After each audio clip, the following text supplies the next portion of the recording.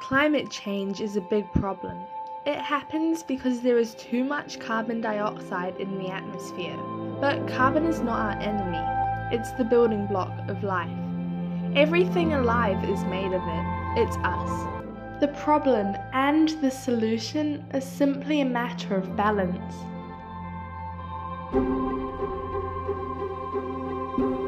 Starting about 500 million years ago when plants came onto land, carbon began to cycle in an amazing balance between these poles, a balance that allowed for life as we know it to evolve. Then, one life form, us, figured out how to extract carbon from the fossil pool.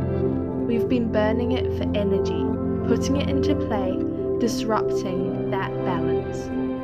The way we manage land and do agriculture is moving even more carbon from the soil and biosphere into the atmosphere. Specifically, we've moved 880 gigatons of carbon dioxide into the atmosphere. Now, the oceans have absorbed much of this excess carbon, which is resulting in ocean acidification and accelerating a mass extinction of sea life. So the big question is, where do we put this excess carbon in order to get the cycle back in balance? Well, remember when we talked about the solution being right under our feet? Well, it is, literally. It's the soil. Plants with sunlight and water perform photosynthesis. They pull carbon in from the air and turn it into carbohydrates, sugars. Then they pump some of these sugars down through their roots to feed microorganisms who use that carbon to build soil. The carbon has moved.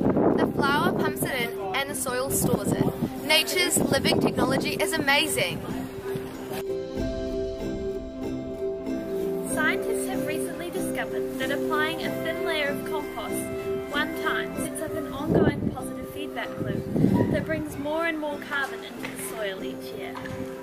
In concert with other regenerative practices, like not tilling the soil, we can build and retain gigatons of soil carbon.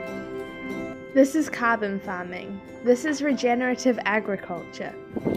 Unlike carbon in the atmosphere, more carbon in the ground is actually healthy for us.